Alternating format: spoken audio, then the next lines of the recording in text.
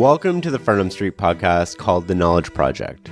I'm your host, Shane Parrish, the curator behind the Farnham Street blog, which is an online community focused on mastering the best of what other people have already figured out. The Knowledge Project is where we talk with interesting people to uncover frameworks you can use to learn more in less time, make better decisions, and live a happier and more meaningful life. Margaret Heffernan is on the show today. The former CEO of 5 businesses, she's learned how human thought patterns lead us astray. She's the author of a book called Willful, Blindness, which examines why businesses and the people who run them ignore the obvious and the resulting consequences, as well as a book called Beyond Measure, which looks at how tiny changes can make a ginormous impact. Enjoy the conversation.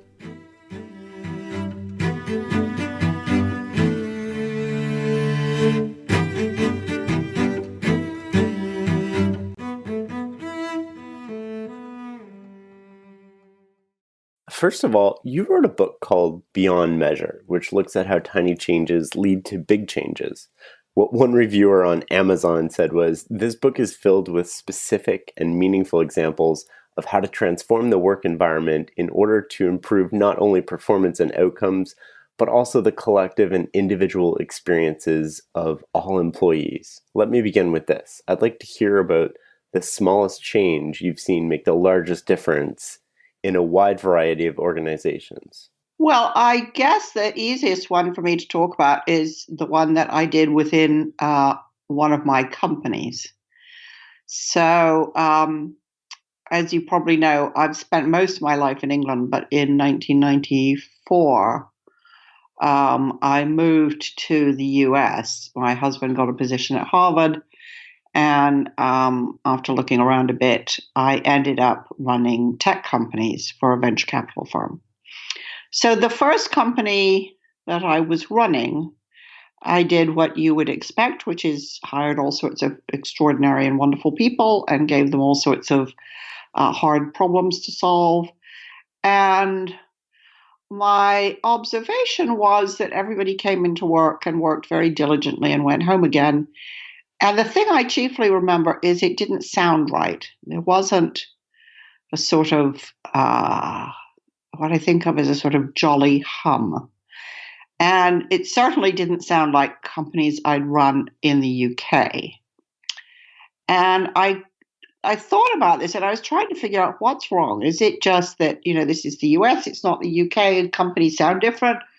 But I just felt it was all a little bit too tasky. It was a little bit too tactical.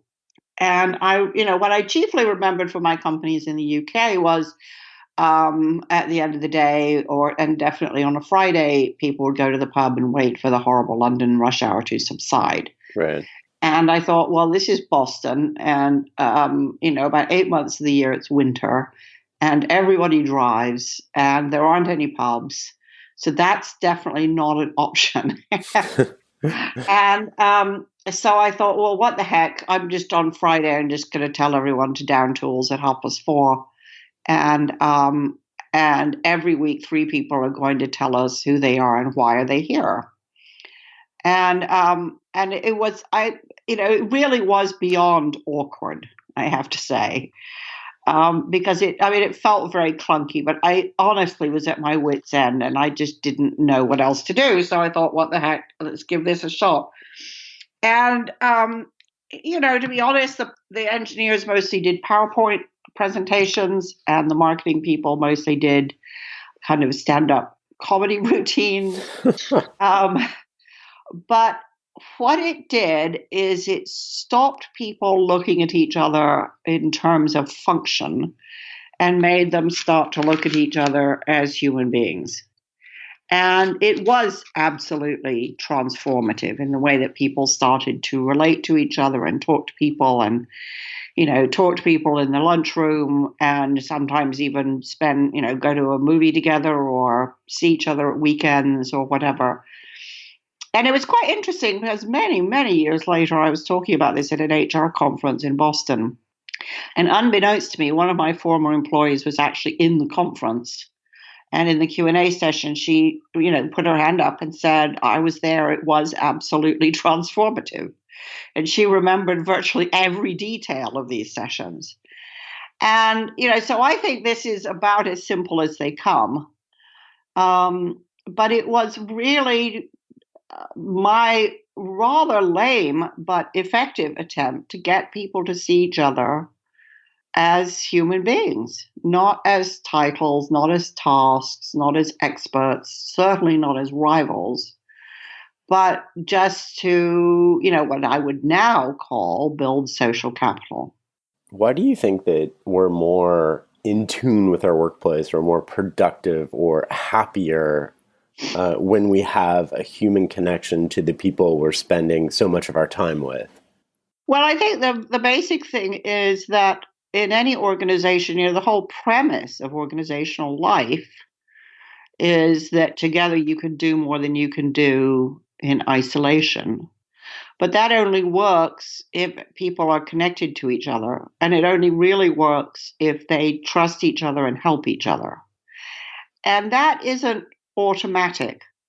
And I would even argue, and have argued at some length, that in fact, I think there's a lot that happens to people as they're growing up that if they did that naturally to begin with, they learn how not to do it. Instead, how to regard each other as rivals and competitors. So you're only really going to get the value out of organizational life to the degree that people begin to feel safe with each other, to trust each other, to want to help each other. And the way I think about that these days is, not surprisingly, I think of it as a network. And I think of all the collective knowledge of the organization flowing through that network.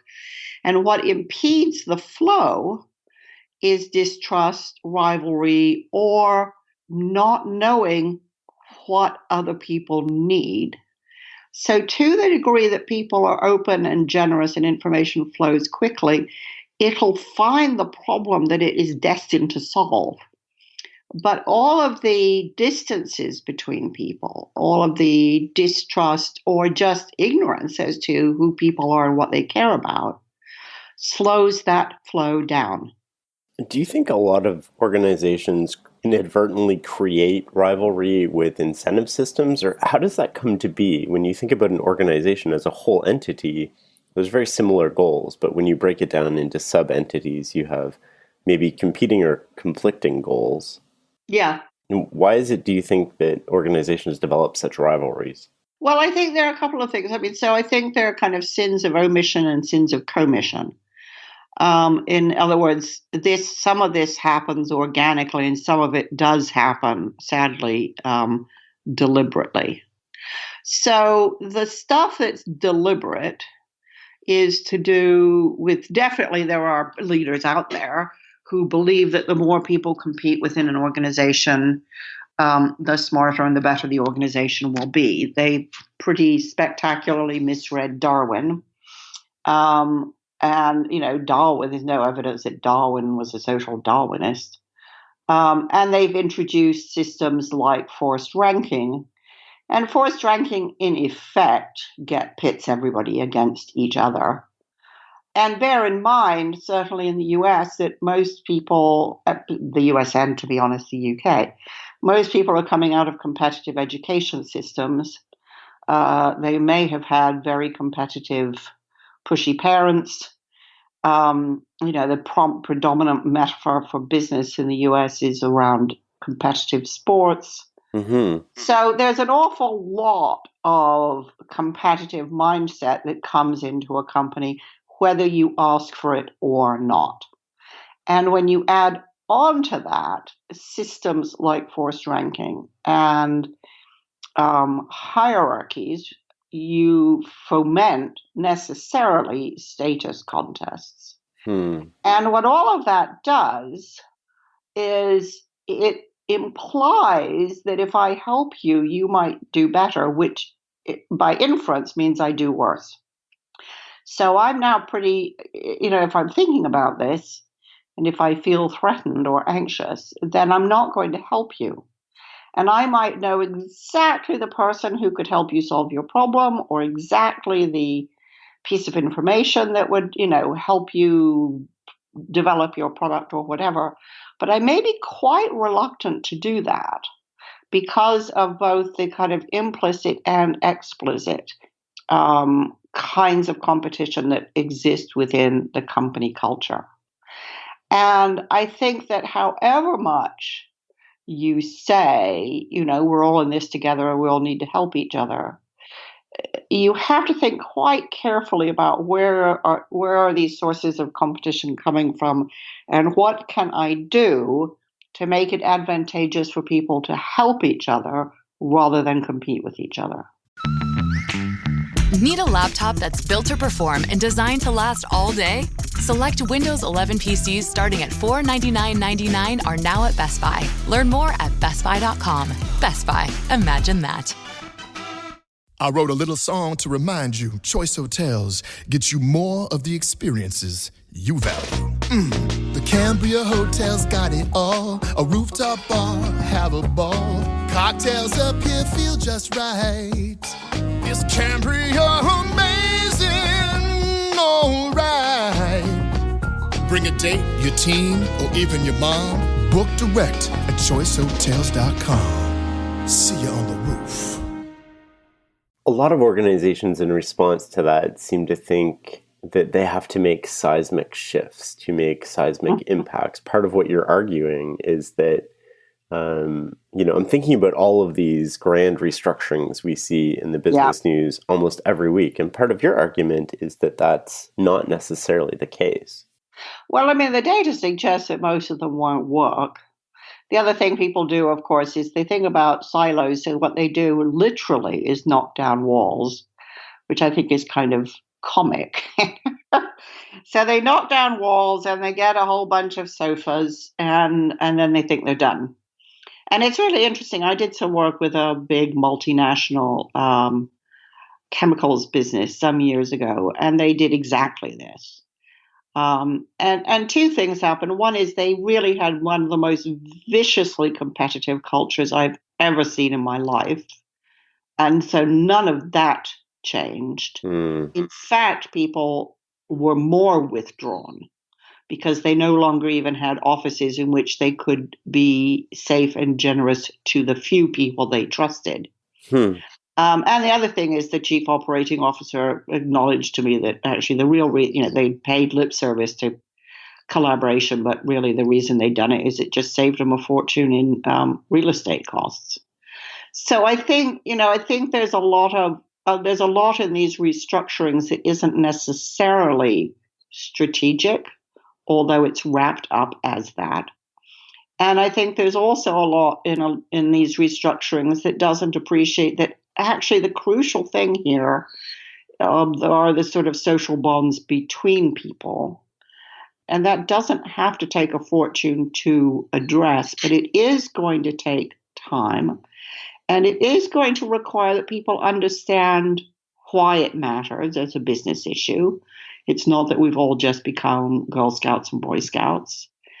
And it does require people understand what the kind of critical behaviors are if you're really going to change a culture, which is, after all, a stupendously difficult thing to do. What are the things that people do that change the culture that lend themselves to increasing the probability? I think I read somewhere when I was doing my MBA that the probability of changing a culture is, under 5%.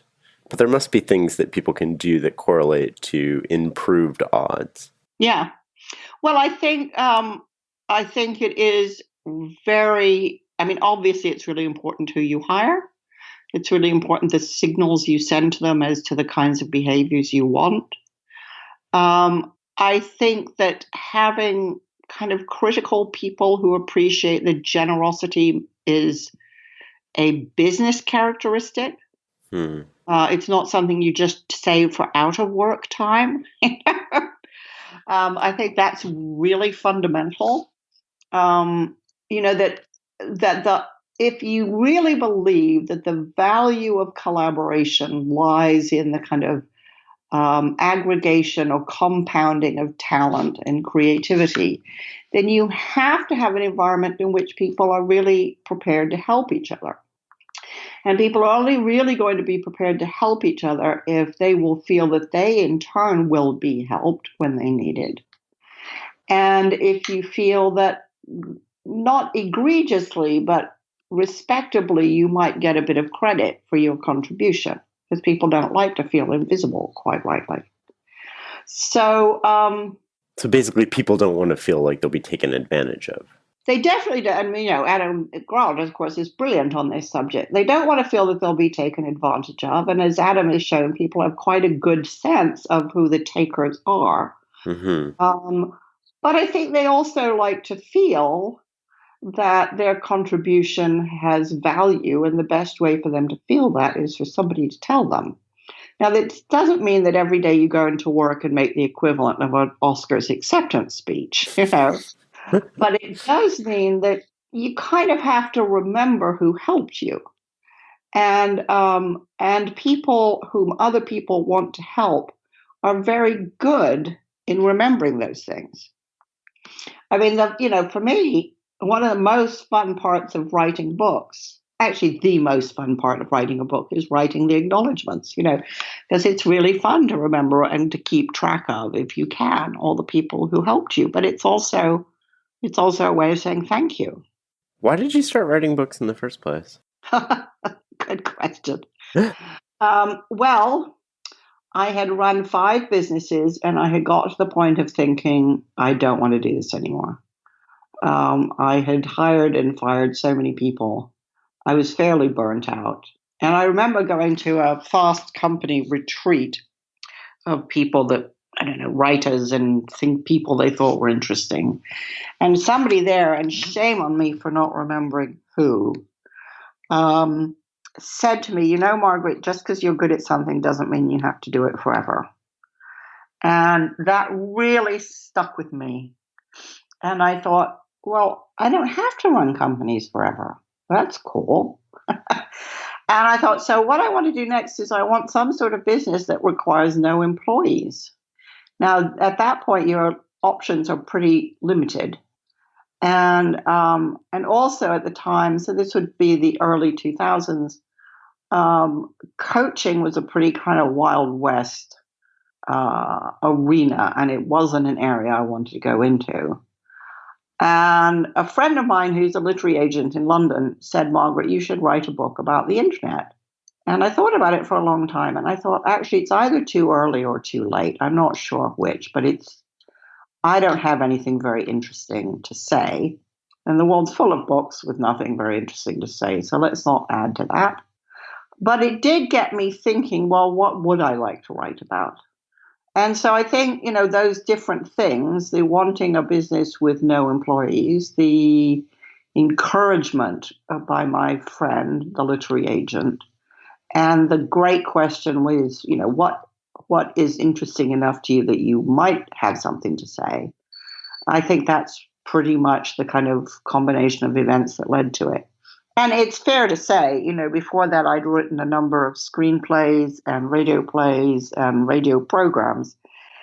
And people had always said, wow, Margaret, you write really well. So it didn't feel like a completely bizarre concept.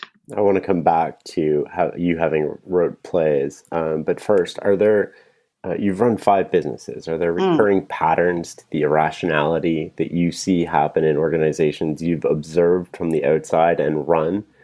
Do you think of it that way in terms of irrationality, or the things you write about simply kind of natural outcomes of bringing groups of people together to accomplish goals? I don't really think specifically about rationality versus irrationality. I'm pretty allergic to anything binary, which is probably strange having run software companies. But, I think anytime I hear, well, it's either this or it's that, I know I'm being sold a pup. I think my experience is there's always more intelligence and talent in organizations than manages to get out and to surface and to be deployed. And I've always wondered why, and where does it go, and why does that happen, and where does it get stuck and trapped? And I think also I have always felt that it is in organizations specifically that very good people can go bad. And I've been endlessly fascinated by why or how that happens. How does that happen? Well, that is my whole book. Willful blindness is really how that happens.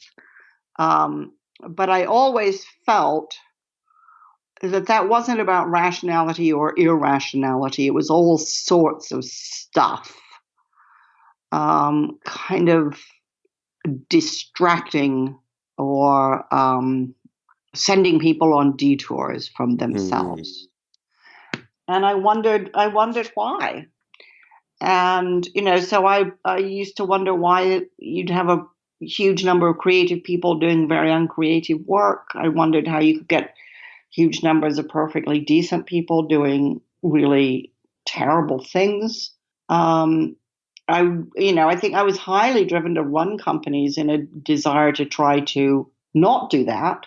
And this is very characteristic of female entrepreneurs, which is a sort of sense that, I want to prove that it's possible to be successful and not do some of the crappy things that traditional managements do routinely. So I think all of those things were kind of very, very big motivating forces, both in the companies that I ran and in the books that I've written. Of course, it's very scary, right? Because I've run 5 companies and I've written 5 books, and now I think if I were a numerologist, I'd be extremely anxious and looking for a new career right now. I want to go back to something you said about people thinking in black and white. What do you think causes people to think that way? Well, it's much easier. It's much easier. It's much easier to think that something is either good or bad or black or white or alive or dead. And of course, there are binaries in human life, right? You either are alive or you are not. And it's much more dramatic, and we like drama. I just don't think it reflects the complexity or the richness of life very well. And I think that it oversimplifies to the degree that much that is wonderful, fun, and full of opportunity in life gets kind of run over when you simplify it that much.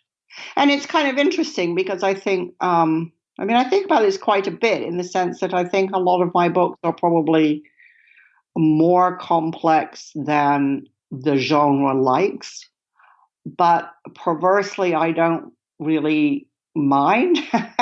Right. Because I'm really trying to talk about what I see as happening rather than trying to boil it down to a couple of do these 3 things and everything will be okay. Because I just don't believe it's true. And I do, this is going to sound really pretentious and pompous, but I do have a very bedrock belief that, as the writer Cyril Connolly said, a writer should be a lie detector.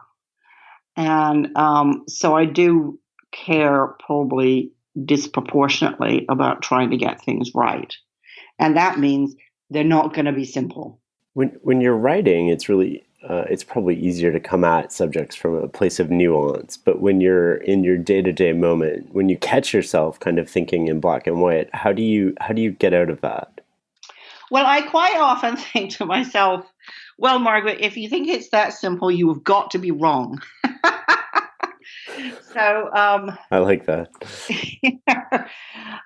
You must be missing something. You absolutely must be missing something. So what's the counter argument? And some of that is, I just feel there's a sort of a demon on my shoulder saying, yeah, really? Who says so? How do you know? And it's also, of course, that, in my book, Willful Blindness, there's this story about the epidemiologist Alice Stewart doing a study of childhood cancers and her terrific collaboration with the statistician George Neal. And George, who was very introverted, once said of his work with Alice, my job is to prove that she's wrong. Because if I can't, then she knows she should persevere. And, I just think that's such a phenomenal model of collaboration, which is, the argument is a gift. And I think about this both in terms of, business or writing or family life. Somebody who's prepared to listen and understand what you're saying well enough to argue with you. This is somebody who cares. And so it's just a very kind of fundamental part of the way I think. So often we see argument as a threat, not only probably to us. Why do you think that is? Well, sometimes, of course, it is, right? I mean, I'm not that naive. I know there are times people have argued with me at work, not because they had my best interests at heart, but because they wanted my budget, right? So these things definitely do happen. But I think that, when you're in a really good collaborative environment, the argument is about that's not good enough. How do we make it better? Which is the crucial kind of dialogue to have. But of course, people will argue with you because their ideologies are different, in which case maybe they see something you don't, so it behooves you to listen to them. And it certainly sharpens your own understanding if you are prepared to take it on board and think about, well, if that were true, what would that mean for what I see? Am I missing something? But I think, obviously we're living through a phase where mostly people aren't prepared to argue with each other. They'll abuse each other in public. They'll abuse each other in social media. But they won't have what I think of as the real argument, which is let us together from different perspectives explore this territory and figure out what's going on here. A lot of the people I seem to talk to who've run businesses or been in senior management often come to this understanding later. At first, they see kind of argumentation or disagreement or thoughtful challenging as slowing them down. Mm-hmm. And only later, they come to see that as actually propelling them forward. Why do you think that is? Well, I think, often, especially when you're not wildly grown up, it's really easy to take it personally. So-and-so argues with me, that means they don't like me, right? So you need a certain maturity to think beyond that. And especially if you have a very competitive mindset, of course, you've kind of got to get over that. So it takes a certain degree of maturity, and it takes a certain amount, I think, of intellectual rigor, which is, do you want to get it right or do you just want to win? Right. Those are two very different things. And I think it takes a long time. Maybe I'm just talking about myself. I think it takes a long time to look back and think, well, in those situations, I did good work. In those situations, I did less good work. What was the difference? Because obviously it's me in both places.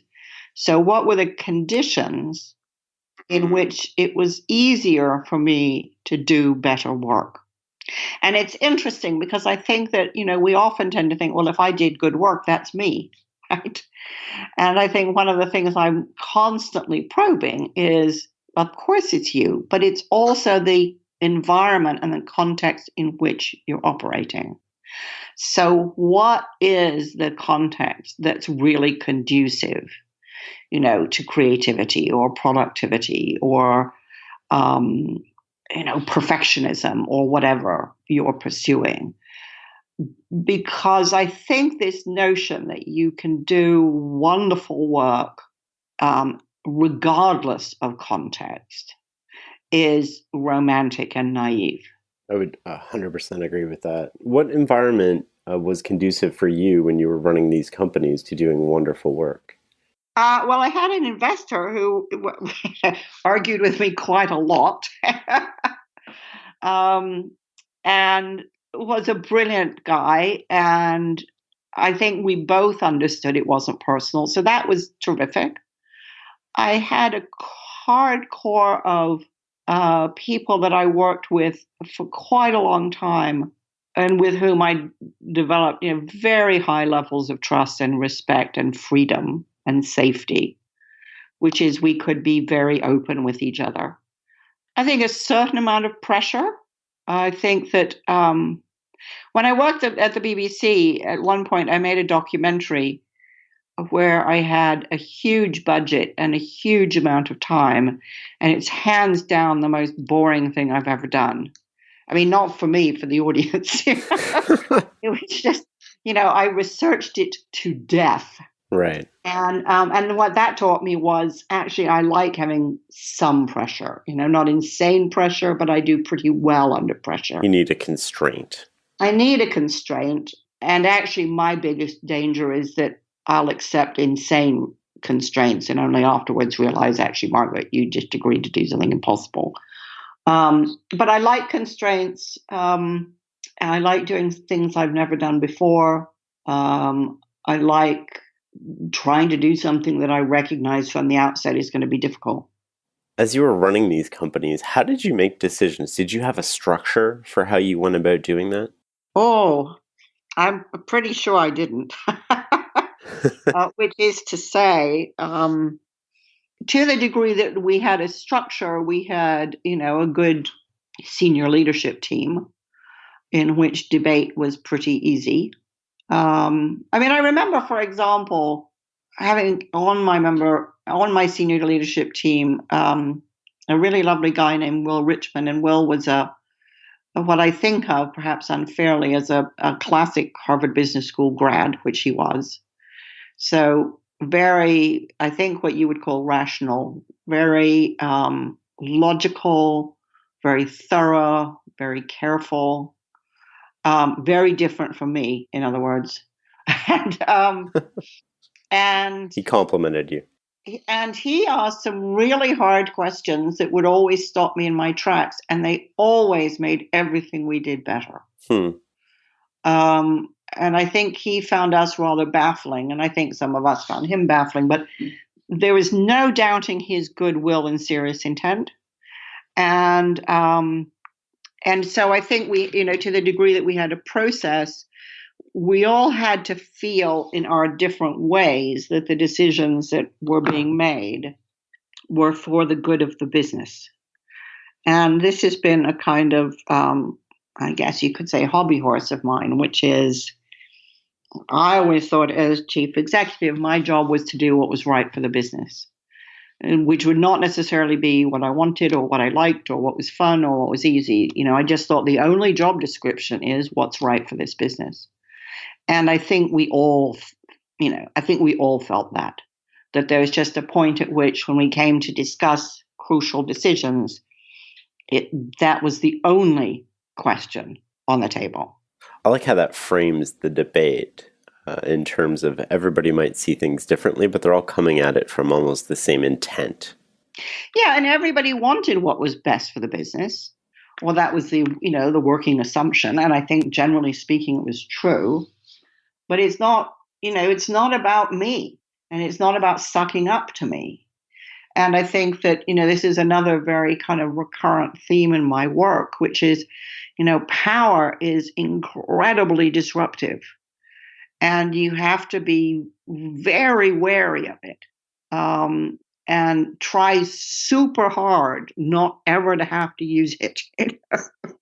Let's talk a little bit more about your work and selective blindness, or what you call willful blindness. Can you define what you mean by that concept? What's the difference between blindness kind of in hindsight and blindness that could or should have been seen in real time? Yeah.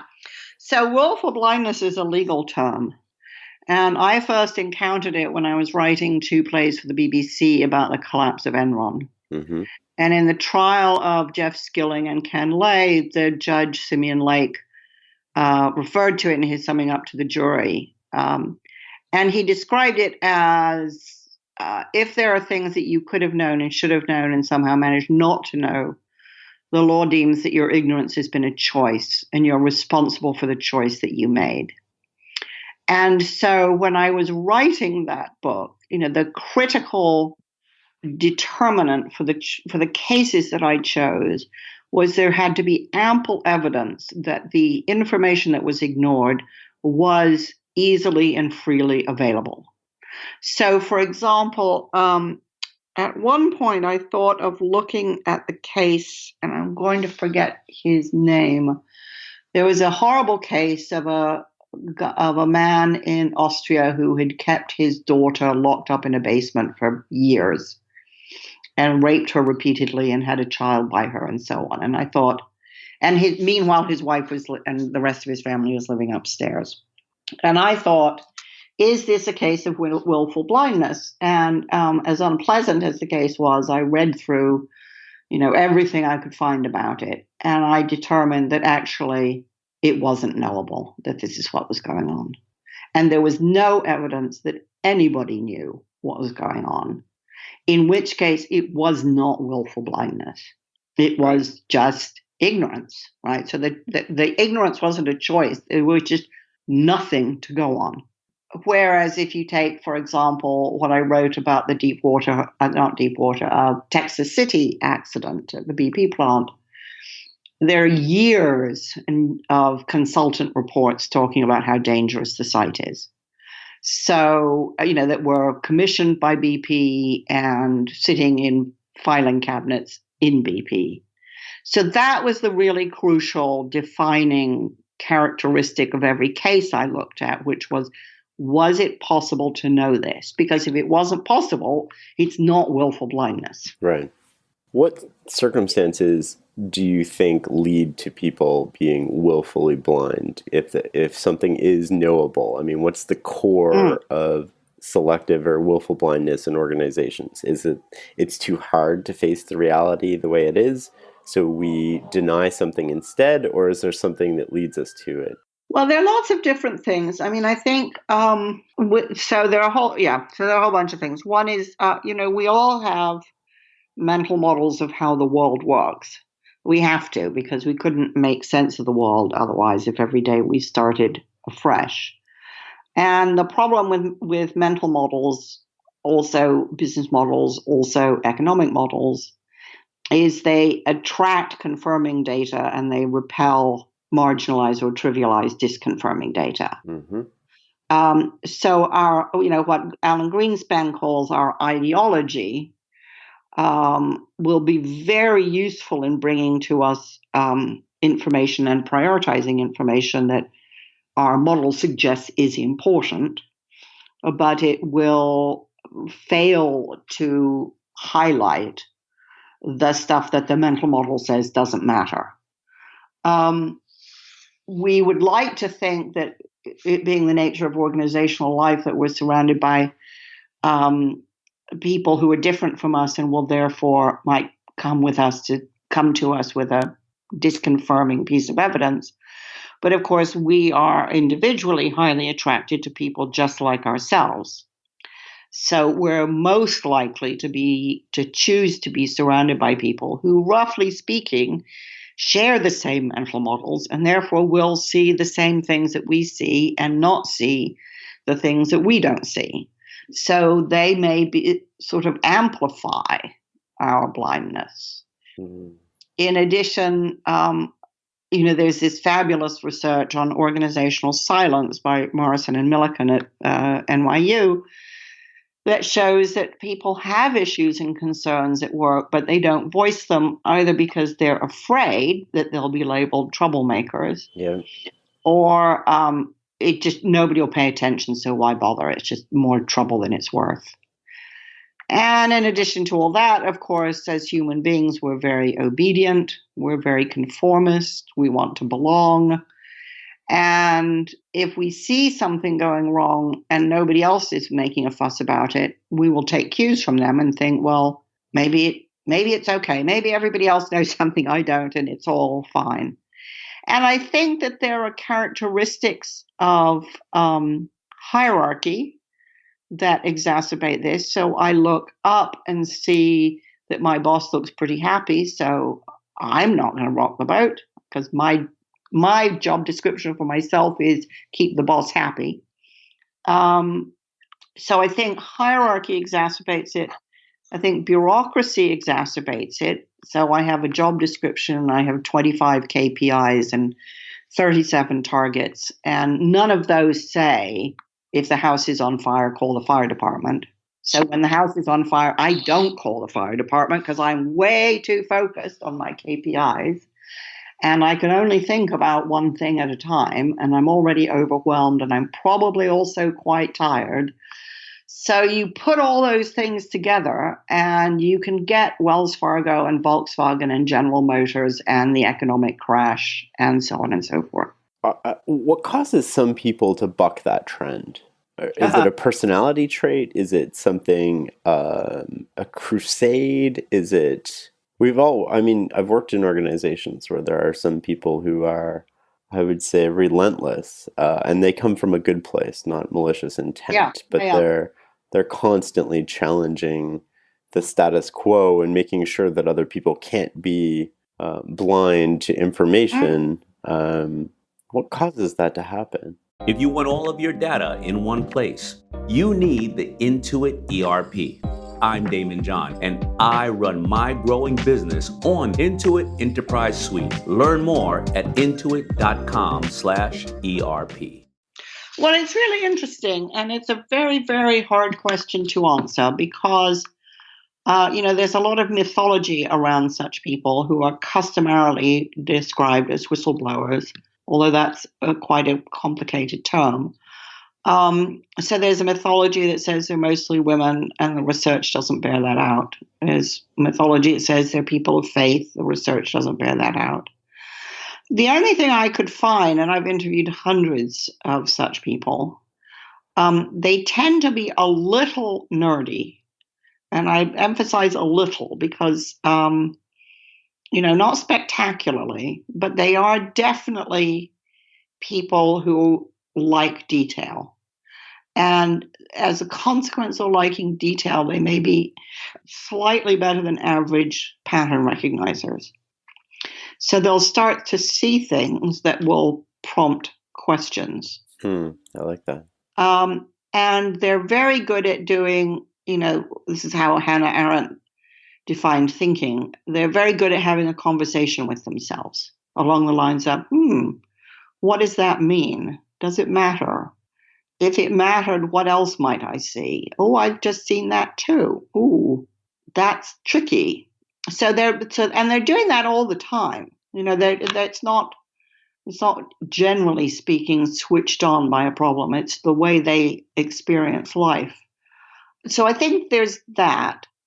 I think in general, and of course there are always exceptions to this, but in general, such people are deeply dedicated to the organization that they serve. So they want to protect it. They do instinctively hold it to a very high standard. And so when they see lapses, they're quite concerned. That's incredibly counterintuitive because organizations often see those people as troublemakers or making things difficult for other people or slowing things down or a variety of other things. Right. Well, I think that's true, but it's really interesting. I was talking to the head of the British Army last week, and he said, we now see that these people are helpful because they may see things before we do, and we need that. And I heard exactly the same thing from the chief executive of a big supermarket chain here in the UK that had some significant accounting issues leading to, restatements of earnings and so on, and also some issues around food quality. So I think part of what has happened is that as we've come to understand that in the cases of willful blindness, there almost always are people who see it early, that actually if we would not rush to get them fired or silenced, but instead have the kind of poise and courage to listen to them, they might represent a really outstanding early warning system. I think that's a good way to look at it. Can we explore Enron a bit, which is something I know you've done a lot of work on and a play on. I know it's also not current news, but nothing we talk about really on Farnham Street is current news. It's a story from business history that fascinates me, as it kind of should for anybody. Absolutely. What do you feel was at the core of Ken Lay's unwillingness to see and address reality there? Like, how did Enron morph from a sort of boring, steady company almost for retirees into the corrupt, aggressive machine that it ended up becoming? And why do you think it wasn't stopped earlier by someone either internally or someone externally? Yeah, I could talk about this for hours. um, I think Lay is a very, very interesting character. Partly because he's a preacher's son. He comes from a very, very poor background. He is, I think, seriously quite a religious person. And I think he had a very strong sense of himself as morally a very fine person. Now, I know that could sound absurd, but I have interviewed so many people who knew him, who aren't necessarily defending, Enron at all, but who will talk to this, including his pastor in Houston, who was rhapsodic about the effort Lay went to get public transportation in Houston so that poor people could get to jobs. So I think, my theory about Lay is that his sense of himself as a good person was so profoundly defended that he could not conceive that his company could do bad things. And I had a long conversation with Albert Bandura about this, because, of course, Bandura's whole kind of life's work is about the degree to which we have to think of ourselves as good people. And we will bend our experience of life to keep that sense of good self intact.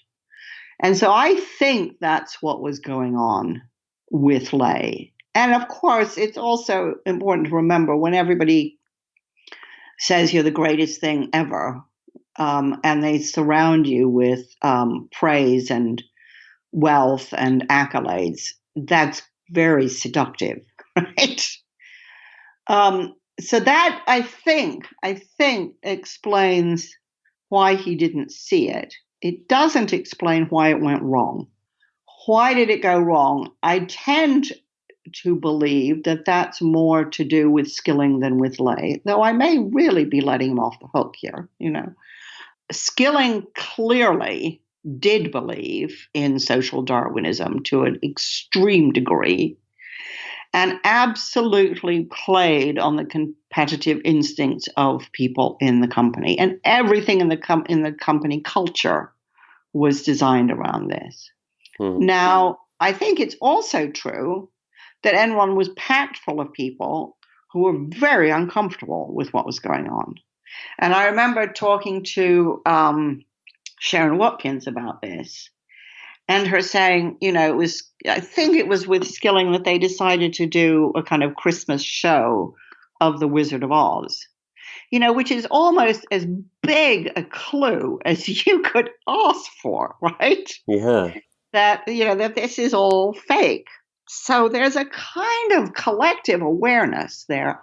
And she also said something really interesting. She said she noticed a lot of people around her getting very overweight.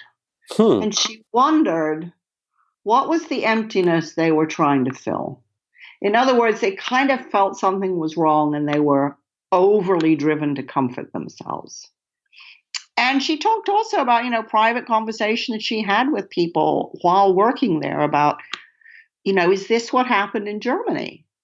And so I think, Sharon's, of course, notable for having actually had the nerve to try to do something about it.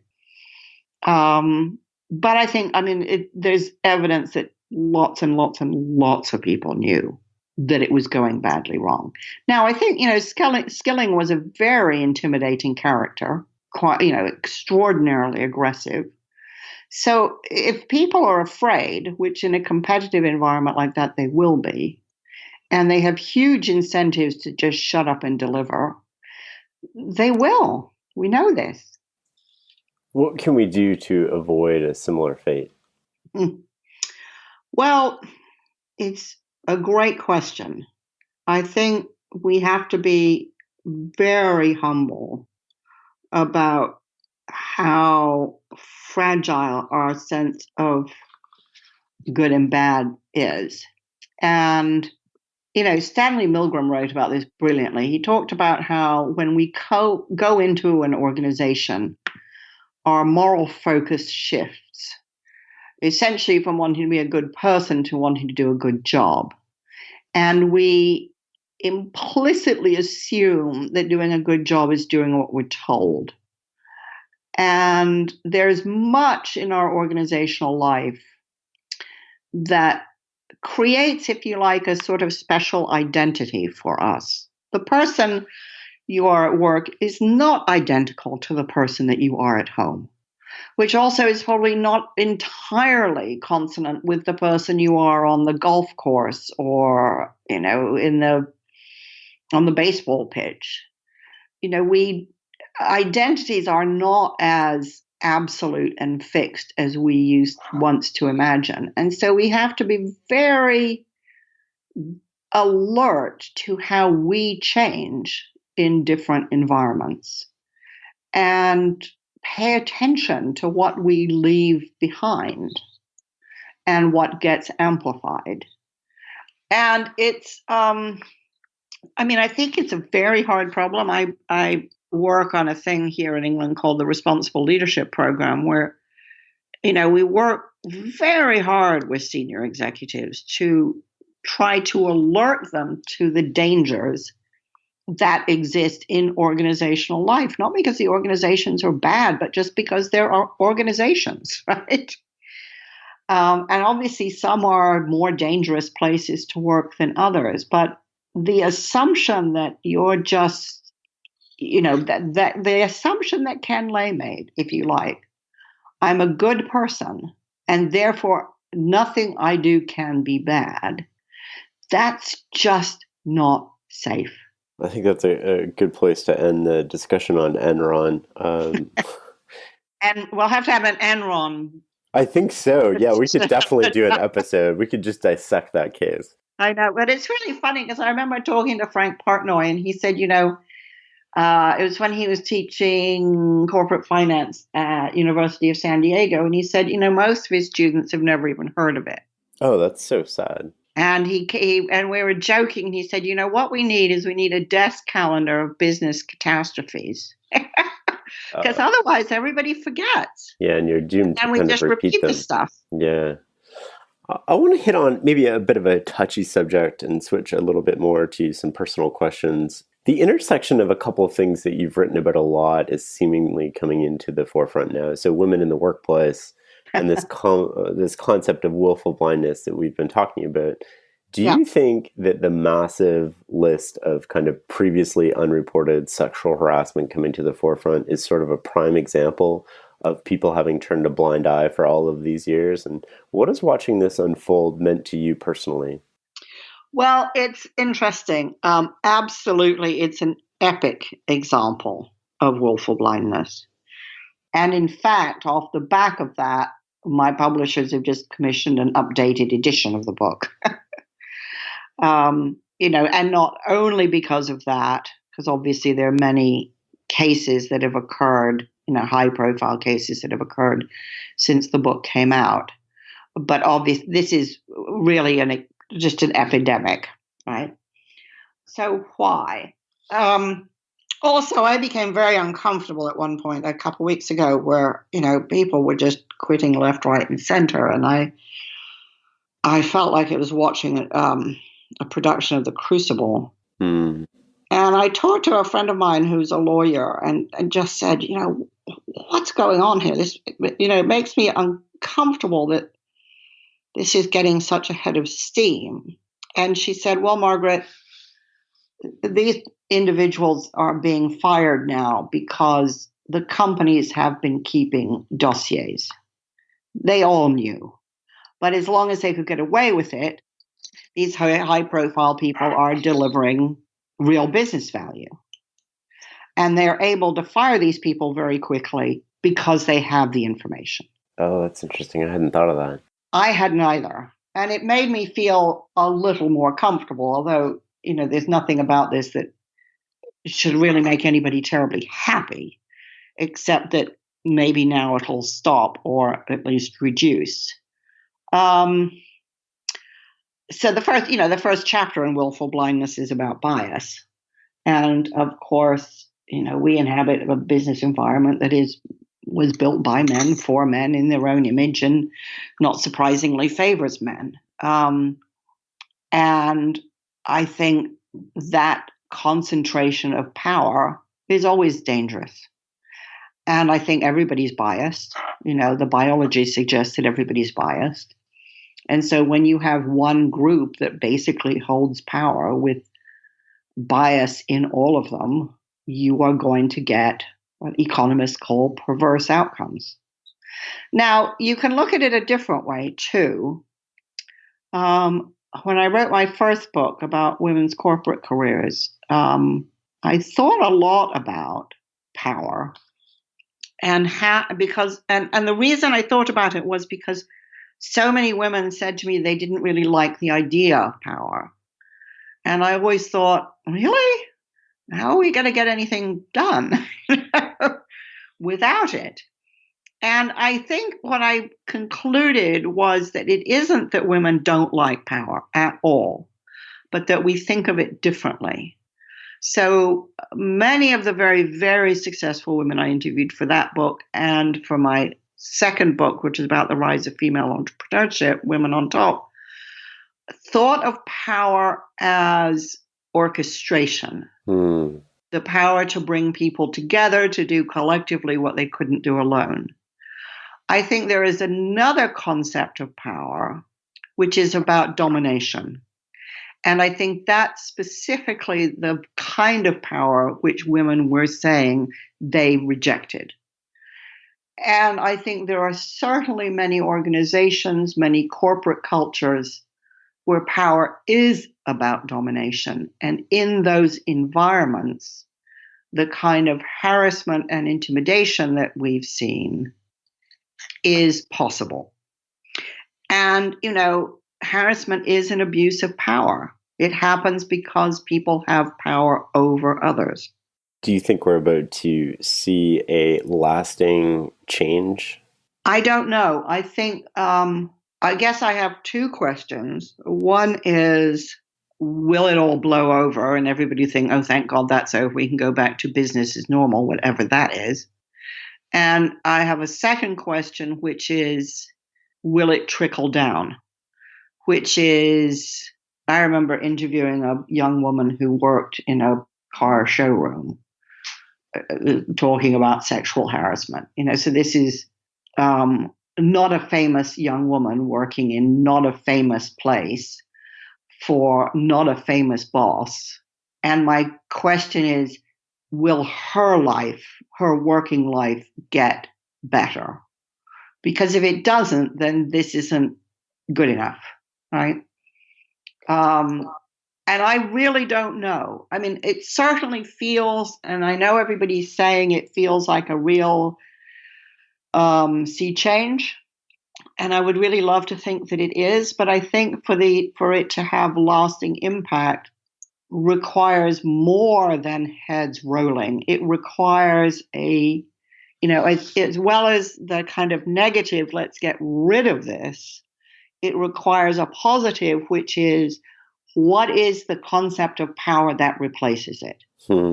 And whether that will take root, I don't know. And how far this is actually displacement activity, because some people in power can't be removed, I don't know. I really hope it marks the beginning of something quite different, but it's way too early to tell. I share your hope. Yeah. I mean, it's, it just beggars belief that women go into work and get underpaid and physically intimidated, And people are saying, well, it really makes a difference to guys if they have daughters, then they take this stuff seriously. And I find myself thinking, well, don't any of them remember that they all had mothers? Yeah. I mean, really, the notion that, well, we didn't really get it till we had daughters, it just feels very lame to me. But clearly, clearly we are very, very, very trapped in our biases. I remember hearing Satya Nadella talking about, the terrible gaffe he made at the Grace Hopper Conference for Women in Computing when asked about the gender pay gap. And a year later, he was still talking about what an eye-opener the blowback had been, and how his mother and his wife had talked to him about, had he not seen how hard it had been for them. Nadella is a very thoughtful, sensitive human being, and he'd somehow missed this, which suggests that, we are very, very trapped in our own biases.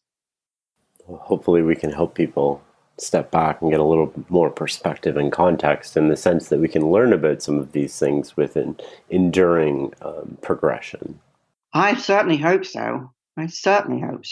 What are the most important things you've learned over your career that are perhaps not well appreciated by others? Oh, golly. What have I learned? Have I learned anything? Sure, I have somewhere. I mean, the difficulty with learning, if it's any good, is it just becomes part of who you are, and then you forgot that you didn't always have it, right? It's like it's hard for us to remember what life was like before we knew how to read. I think certainly the thing of not taking argument, opposition personally, really fundamental. I think carrying with me this sense that I could always be wrong is really fundamental. There's just this great question, if I were wrong, what would I see? That really is kind of in my bloodstream now. And some of that's, because there have been times when I have been wrong. I think something that I have really toyed with a lot, and I think many people do, which is, when do I really dig my heels in, and when do I let things go? So to take that out of the abstract, there was a time I produced a monster global co-production for the BBC. And it was, for all kinds of reasons, logistically ridiculously complex.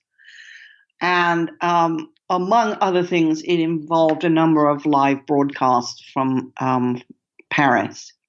And I'd never done a live broadcast before in my life. And I'm generally really up for things that are hard and that I've never done before. But on top of all the other programs I was producing, this was just kind of way, way too much.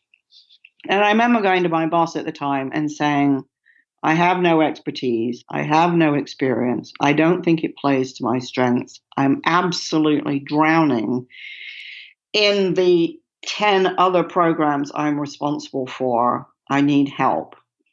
And he put his arms around my shoulder and said, Margaret, the only problem you have is you're just not confident enough. And I thought, well, I guess he's right. I mean, I'm not that confident, so maybe I can do it. And I mean, to cut to the chase, this is some of the worst programming ever seen on BBC television. I mean, it was a catastrophe. And I look back on that and think, he was wrong to say that and not to hear what I was saying. But I was wrong to let him do that. I should have said, no, actually, I cannot do this. I'm at my limit. No. And so that's, I think that those are very hard calls to make. At what point is this a stretch goal? And at what point is this madness? So I think that's something I've learned the hard way. I mean, we always learn things, the hard way. Do you have a process for reflecting on your failures that enables you to learn from them? Well, I don't think I have a process. I think I'm very, very interested in mistakes, and I'm very ready to acknowledge them when they occur. partly because I want people who work with me to feel that it's completely safe to do so, and they won't unless they see me do it too. Right. So I think because I've felt that for quite a long time, I'm very comfortable acknowledging to myself, wow, you really screwed up there, Margaret. And I will then pretty quickly sit down and try to think about, okay, how did this happen?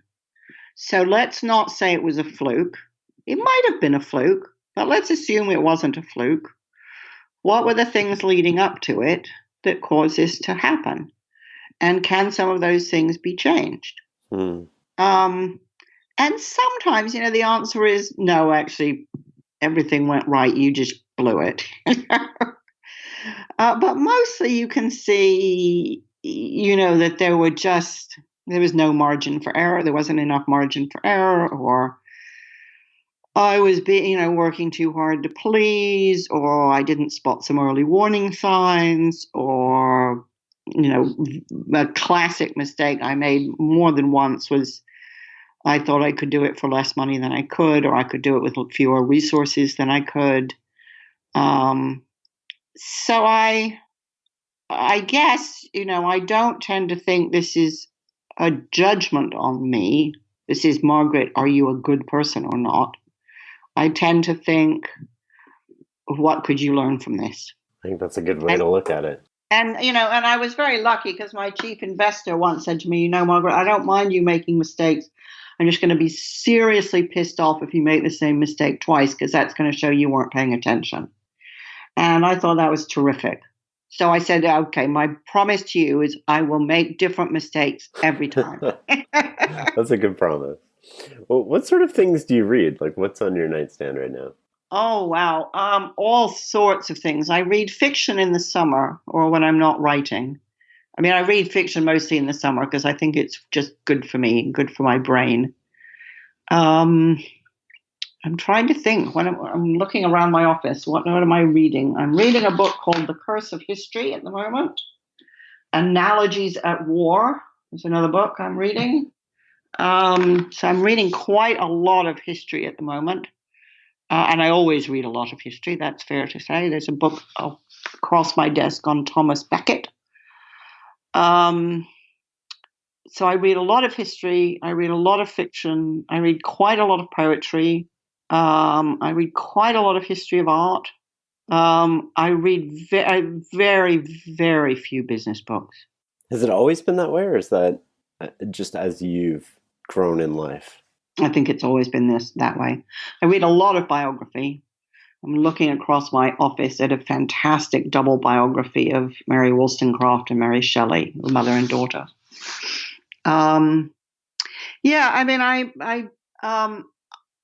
I do read some business books, but I read very few. What's your process for reading a book? Are you somebody who picks it up and goes cover to cover nonstop? Do you flip around? Do you look at the outline? How do you actually consume the book? Well, it depends. If I'm reading it as I think of for work, I'll read it quite fast. I'll generally read it on my iPad, and I'll annotate it quite carefully. If I'm not reading it, with a specific purpose in mind, I'll read in a much more leisurely fashion, and I'll quit if I don't like it. I care a lot about how things are written. A couple months ago, I was reading Lionel Shriver's book, The Mandibles, and it stopped me in my tracks because there was just a wonderful sentence in it. And I thought, oh, wow. Wow, this is really good writing. So I, somehow subliminally paying attention to that kind of thing. I read quite a lot of stuff by dead writers. So I read a lot of 19th century fiction, early 20th century fiction. I read a lot of old books. A couple months ago, I was reading Kennedy's Profiles in Courage, which was not at all what I thought it was going to be. I'm very interested by how much great stuff there is that we think we know what it is, but we're wrong. The same happened when I read When Prophecy Fails, which is Festinger's wonderful book in which he comes up with the theory of cognitive dissonance. And I think it's kind of a hilarious read because it's clearly a scholarly piece, but, the whole situation is so absurd that the contrast between academic writing and this insane situation is just kind of accidentally hilarious, Yeah. And I definitely read what I think of as car crash business books, so books about businesses that go wrong. And I read some books about, kind of happy ending business books. So American Icon, I really enjoyed about the turnaround at Ford. That was a good book. Yeah, I thought it was a really good book. And it was fascinating because I was at Ford last week. And so talking to people there and thinking about what's happened in between times, it's really helpful. And the conversation I was having with Frank Portnoy about, the business catastrophe desk calendar was very much because we both lamented the degree to which business people often have very little sense of history.